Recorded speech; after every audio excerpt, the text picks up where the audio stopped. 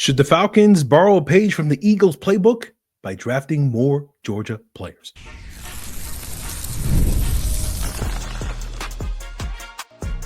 You are Locked On Falcons, your daily Atlanta Falcons podcast.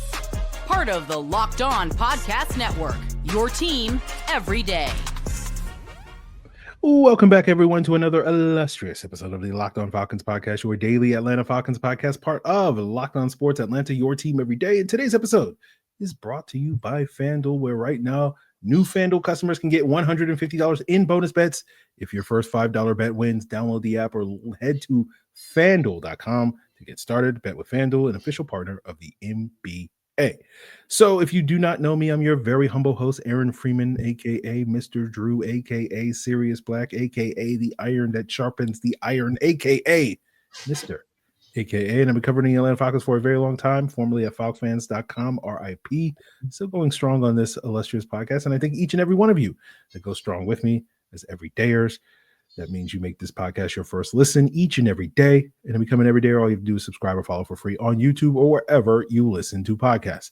So today we are welcoming back the triumphant return of Jarvis Davis of Locked On Sports Atlanta to the show to talk all about some darn good dogs, right? We're going to be talking about some Georgia Bulldog players and how instrumental they were to the Eagles' success and whether or not the Falcons could take a lesson from that.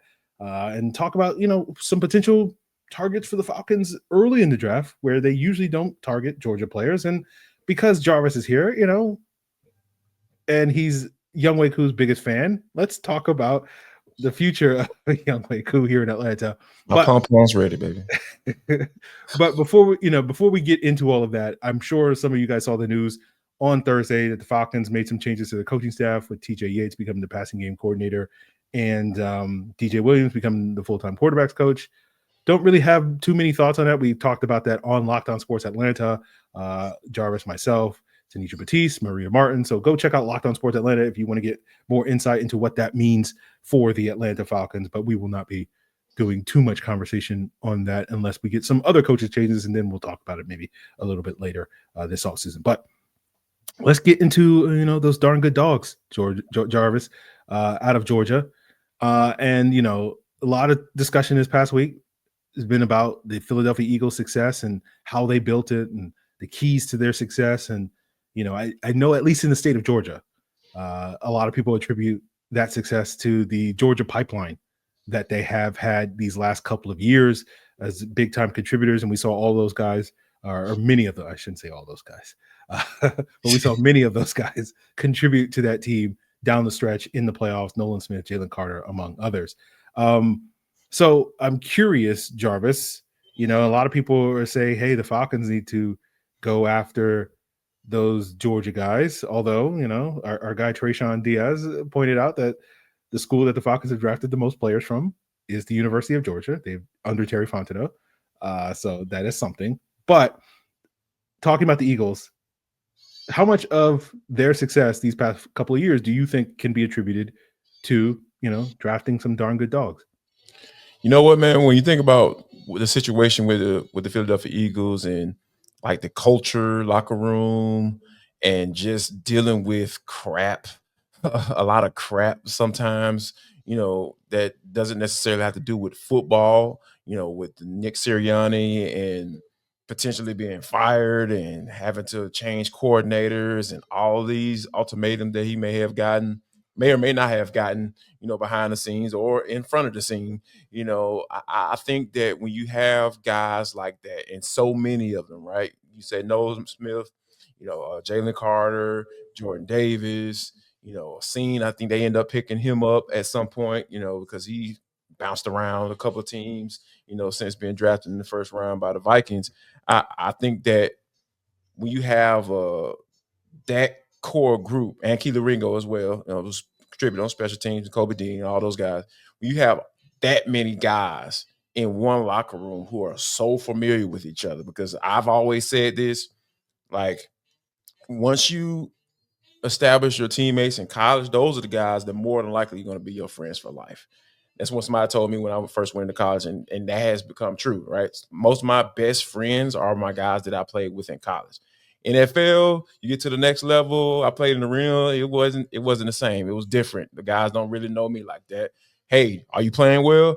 Cool. If you're not, oh man, we're gonna have to cut you or get rid of you and try to figure something out. But when you have that core of guys that spent so much time together in college and they know each other in and out, it's hard to break that up, or you're not going to break that up because those guys are going to be friends for life.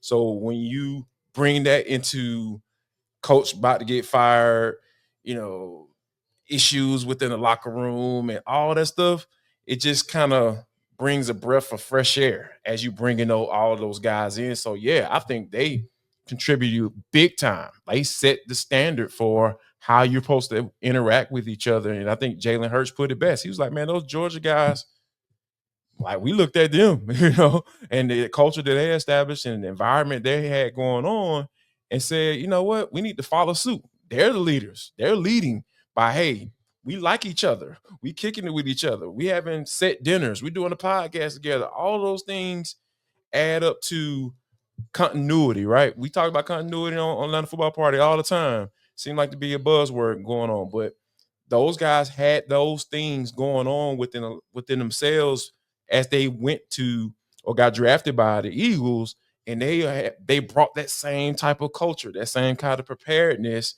that Kirby Smart gave them for the next level. They brought that into the locker room, and it's truly flourished. It's flourished, and they've been able to benefit from it. Yeah, I think that's fair.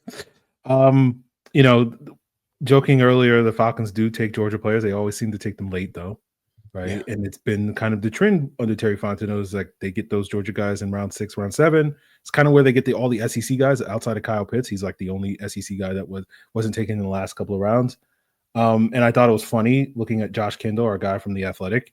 He put out a mock draft recently and had the Falcons taking Georgia safety Dan Jackson in round 7, and I'm like, that pretty much follows the exact trend that happening, man. Yes, have had. And we're going to talk about a couple of guys a little bit later in the podcast that could be potential options for the Falcons in round 1 because they fit sort of positions of need. But I'm just curious, do you feel like it's not, hey, the Falcons aren't taking Georgia guys, they're taking sort of the guys that are kind of, I'm not going to say the bottom of the barrel, but like typically when you're power ranking, all the various draftable Georgia prospects, they're not taking the guys that are the cream of the crop at the top of the draft.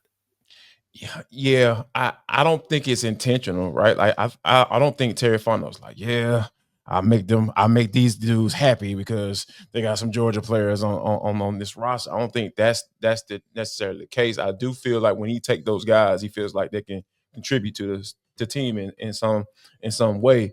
But I do find it interesting that they don't take the high level guys, right? Because I mean, it's tiers to this thing. We understand that, right?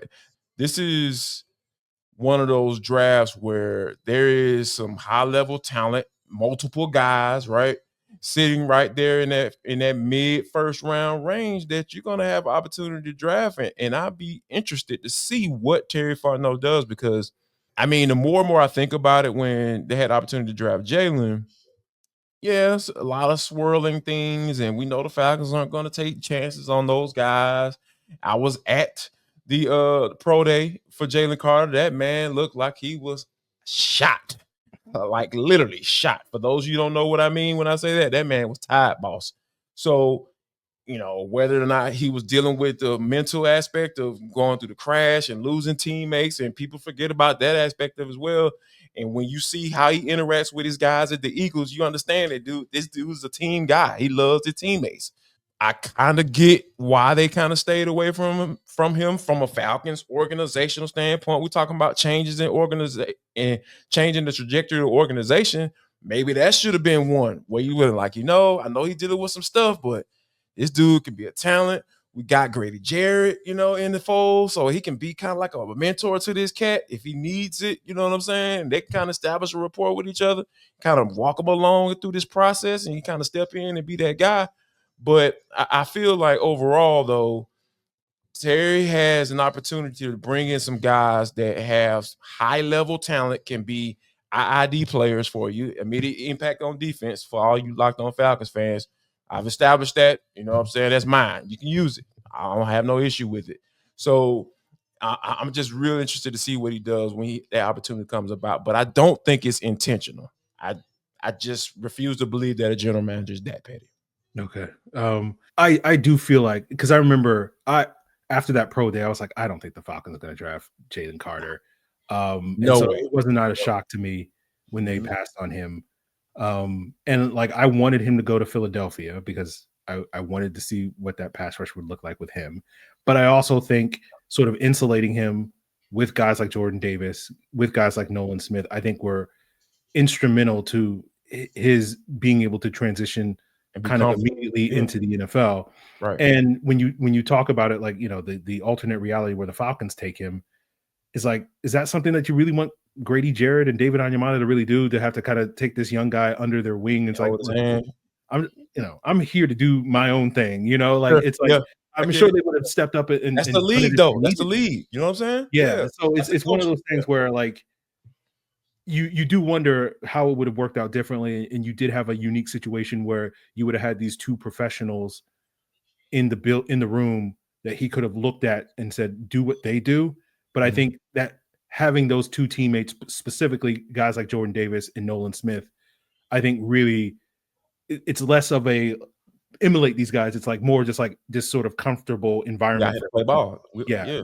Yeah. So man. it is, you know, obviously man. Eagles benefited from the Falcons' mistake, if you want to call it that, and talk about, you know, not past Georgia players that the Falcons passed on, but potential future Georgia players that the Falcons won't pass on. And we'll talk about, you know, some two in particular that could be there in round one for the Falcons, in Jalon Walker and Mykel Williams. And we'll talk about whether or not, if in some hypothetical where both of these guys were on the board for the Atlanta Falcons at pick 15, who Jarvis would prefer them to pull the trigger on. And we'll get into that as we continue today's Locked On Falcons.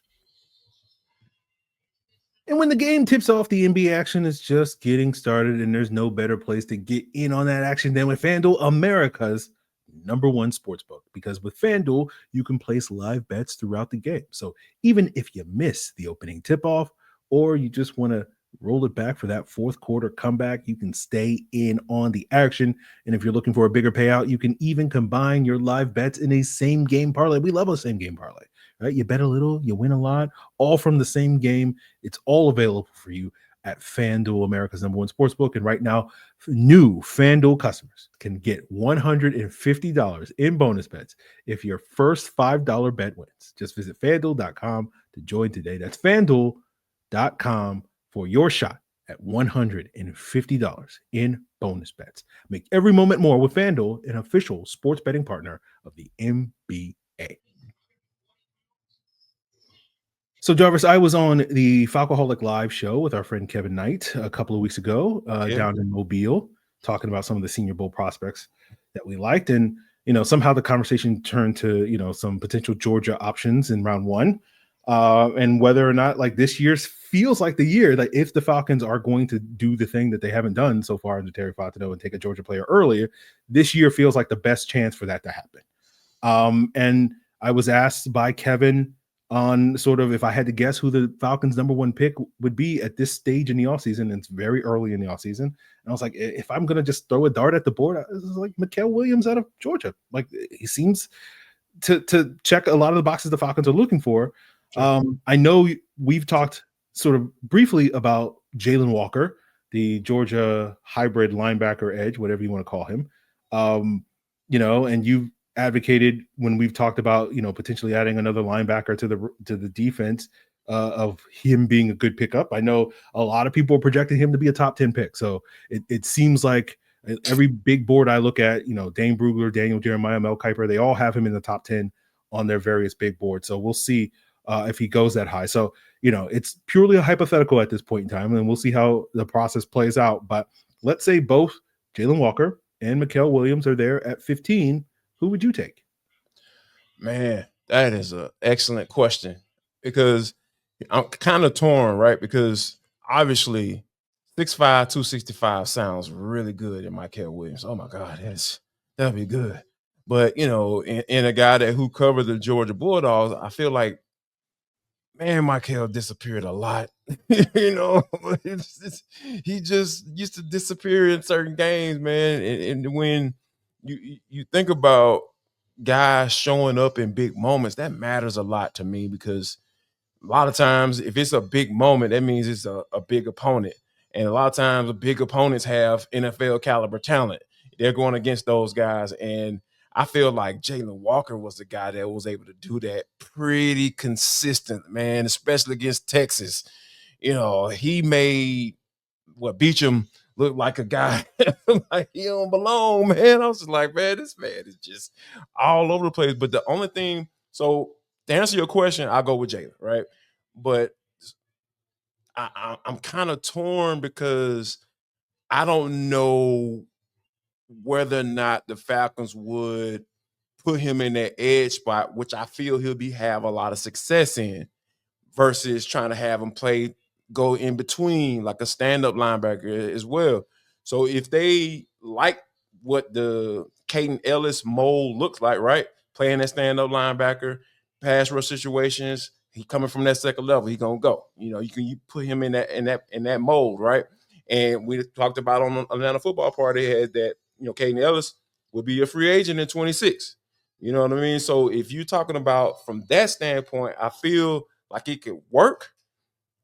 But I just feel like this man is gonna make so much money if he go edge exclusively. So, but that's the only reason why my hang up on Jalen is that I just don't know how they're gonna use him. And I feel like you have, in order to maximize his usage or maximize his potential to take him at that 15th overall pick, I feel like, man, you got to put that dude and let him have his hands in that dirt or 2-point stands, however you want to do it, and let that man rush the passer.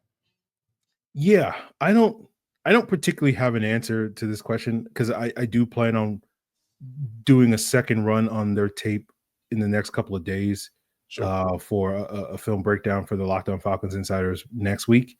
But I'll be honest with you, like I see all the top 10 hype for Jalen Walker, and I just don't get it. Like I think he's a good player. I think he's a first round talent, but I don't see like, I'm seeing him on these big boards. He's like 5 and 6 and 8. And I'm just like, I don't, Dane Brugler has him at 3. I'm just like, I don't see that level of player, but I'm curious. What are your thoughts on that? I don't think he's a top 10 player either. I don't, because here's the thing, man. Like when you start getting up into that top 5, top 10 level, there's tiers to this thing, right?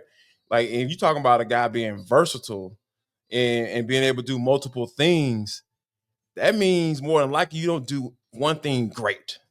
And that's not a knock on Jalen, because I said, if he's there at 15, take him. Sure. You know what I'm saying? But, when you have a instant where he's not a great pass rusher like Abdul Carter, you know what I'm saying? Like, he's not a great guy, and he's only 1 year in, you know what I'm saying, for putting his hand in the dirt and being able to rush the pass on a consistent basis. So that's why I feel like he's not a top 10 player, because he doesn't do one thing great. And you have to have that if you're going to fall into that top 10. For me, that has to be a guy that, you draft in the top 10. Got to have that one thing that you just say, oh my God, this dude is amazing. And I don't think he necessarily has that. And that's not a knock. That's not a knock. But yeah, that's why I'm with you on that. I wouldn't put him in that top 10 either. Yeah, it's one of those things, because it's like when you think of guys that are like built like him, and you're like, I'm looking, because I earlier today I went back and looked at sort of like top 10 edge rushers that are, would be considered undersized, right? Sure. And I'm like the only guy in recent memory that was built like that was like Will Anderson, right? And I'm like, he's not on Will Anderson's level. And I was notoriously not as high on Will Anderson as other people were, but like, like that's a top 10 pick, even if I don't necessarily see him as the perennial, 15 sack guy that other people see him as. But sure. And then when you're like, okay, well, he's an off-ball linebacker, and it's like, yeah, but you have to be like an elite off-ball linebacker to be worthy of a top 10 pick. And so Smith comes to mind. Yeah. So I think he's a good player. Certainly not sitting here saying like, oh, the Falcons took him at 15. That would be a terrible pick. I don't think that, but it's just like, I don't see the top 5 player that he's getting hyped to be at this point in time, but we'll see how it all plays out. I expect him to go to the combine. I expect him to test really well, just like most of these Georgia guys, they go to the combine and like, oh, okay. Yeah. I wonder why. Somehow, some way they're prepared for the combine. Somehow. It's like, hey, Kirby, they keep getting these 5-star athletes. Like, oh, man, I wonder why Georgia's so successful. It's like weird. It's just weird. Just, get some dudes. So we'll see what happens with Jalen Carter and Mykel Williams and some other of these Georgia guys. Malachi Starks is potentially a first-round pick. Falcons have a need of safety. I'm going to do a breakdown for the Locked On Falcons Insiders later this week. And wait. So let me get your thoughts on Malachi Starks in the Falcons uniform. I like Malachi. I feel like he's like a B player at a lot of things. And I don't know if that's a first-round pick for me at safety, right? Yeah. It's just kind of the positional. Like, I feel like he's good at a lot of things, but I don't know if he's like, I was just sitting here thinking earlier today, I'm like, what is his first-round trait? And I think like the thing is like, he's a Georgia player, so he's probably a really good athlete and he's going to blow out the combine. But I guess for me, I don't really value athleticism like that for safety, because like safety to me is one of those positions that's really, it's about the neck up as opposed to neck down. Sure. And the last couple of years, there's always been like a safety or two that people go like, oh my God, he's like an A+ athlete. And then he gets to the league and it's okay, because like he doesn't have quite the instincts that you need to really play that position at a high level. So that's my one concern with Malachi. Is like, is he as instinctual as he needs to be the sort of elite safety that, could go top 15, top 20 in the draft? Or is he just going to be a really solid NFL player that is more in line with maybe a second-round pick than a first-round pick? That's kind of where I'm at with Malachi at this point. He does a lot of things well, but I don't think he does anything great. It's what you were kind of talking about with Jalen Walker. There's not like a top 10 trait. I don't know if there's like a top 20 trait with Malachi Starks for me at this point. I don't know if I will put him down that low. I feel like I liked him at corner, man. I really liked him at corner. I feel like the way he was able to track the ball and just be able to make plays on the ball from a corner position, I feel like that could have been an elite trait for him. Now you move him to safety, like, I don't know, true enough, he made plays, don't get me wrong, but I just felt like the whole Kirby Smart piece, like even with Mykel Williams, like moving him from, inside, and I like when he rushed inside, but they moved him specifically to outside linebacker. It's just like you get moved around so much, you get touted as this versatile piece, and like you said, you can't really figure out, okay, what is that trait that should have you in these conversations that are being had about you, and there are people like you and I'm just like, oh, I don't know about that now, but you know what I'm saying? But Jalen Carr, I get it, but Malachi Stark, Mykel Williams, Jalen Walker, I don't know about all that. So yeah, and that's part of Kirby Smart's system. That's a part of his, makeup. Like, all right, here's our plan for you. We're gonna bring you in. We want you to do this. Here's what we did with this player. We want to be able to do the same thing with you. And I'm just like, I don't know about all that, coach. But we'll definitely see, man. Once the combine comes around, and like you said, digging into the tape a little bit more, I feel like you get a pretty good idea of where he'll fall. And we know, like I said, we know what they're gonna do in the combine when it happens. So yeah. I like, I'm not saying like he shouldn't be a first round pick. I just kind of like him, like, if a team like Pittsburgh or Buffalo, like a playoff team that they already have one good safety, and they just kind of need a second guy to come in and just kind of run around and make plays. I already have one good safety. Falcons made not a playoff team, but you know what I'm saying. Like, the Falcons have so many other issues they got to deal with. That like, yes, they definitely need to upgrade the safety. But like, yes, we'll see. But so one of those issues is their kicking game. So we'll talk with Jarvis Davis, Younghoe Koo's biggest fan, about whether or not he should return, and we'll break that down as we wrap up today's Locked On Falcons.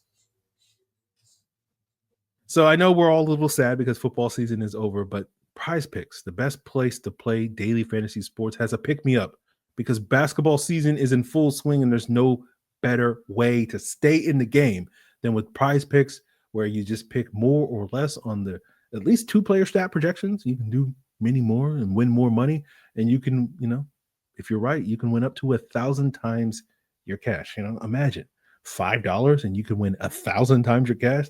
You can do that at PrizePicks with their player stat projections. And we love PrizePicks because, it's not just the NBA, it's college basketball, women's college basketball, hockey, baseball, MMA. You can even bet on the upcoming NFL season. You can take more or less on Mykel Penix's how many passing yards and passing touchdowns he's going to have this upcoming season, all at PrizePicks. And all you got to do, take advantage of this, is download the app today and use code LOCKEDONNFL, and you'll get $50 instantly after you play your first $5 lineup. Again, use code LOCKEDONNFL to get $50 instantly after you play your first $5. PrizePicks, run your game. So, Jarvis, I'm being somewhat sarcastic when I say you're Younghoe Koo's biggest fan, because I felt like probably other than Mark Zeno, you were probably the second person off the Younghoe Koo bandwagon when he went through his ups and downs this past season.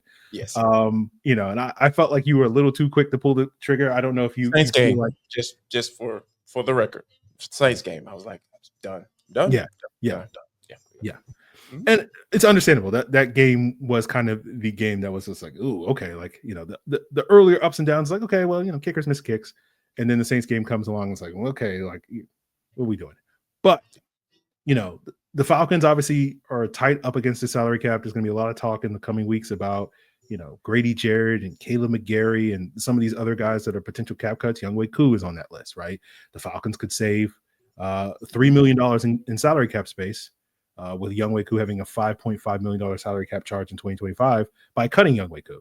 Now, they could also save up to around $2.5 million if they were to, instead of cutting Younghoe Koo, do like a max restructure and tack on some void years. So they don't necessarily have to cut Younghoe Koo to get significant cap savings this year. So I'm curious, Jarvis, how do you think the Falcons should handle Younghoe Koo? Should they cut him or keep him? I need to cut this man. What are you talking about, dog? Oh, you can say $3 million? Oh yeah, let's go. Sign me up. Let's do it, man. Cause man, I'm all about. He's 30 plus, man. I mean, as much as I despise Bill Belichick, man, I was semi applauding him when he used to get rid of players 1 year too soon, quote unquote, right? Like, because it makes all the sense in the world. Like, I rather, miss him for 1 year productivity to take on 2 years of down play, right? Or injuries. You know what I'm saying? Because you don't get healthier the longer you're in the NFL. It's just for the record. So I feel they should cut bait with him. You can save some money against the salary cap. You move on. You find a young guy that, that's maybe out there waiting, and, you can appease the Georgia fans. Oh, goodness gracious, I can't talk right now. Rodrigo, you know what I'm saying? Mr. Blankenship, you need a job. You want to come in and compete, come into camp. So yeah, I'm all for that. Or you can bring him back into camp or whatever. You know what I'm saying? But for me, I would cut him. There's no way you come in here, have him come in here and say, hey, you're going to be our starting kicker going into the year. That's just no way. If you want to bring competition to, because you're so attached to him, and, he's done so much for you, and he's won so many Super Bowl, or he's won so many playoff games. Adam Vinatieri, those are the type of guys that get that type of love that he's been getting from this fan base. So yeah, man, I would cut the man.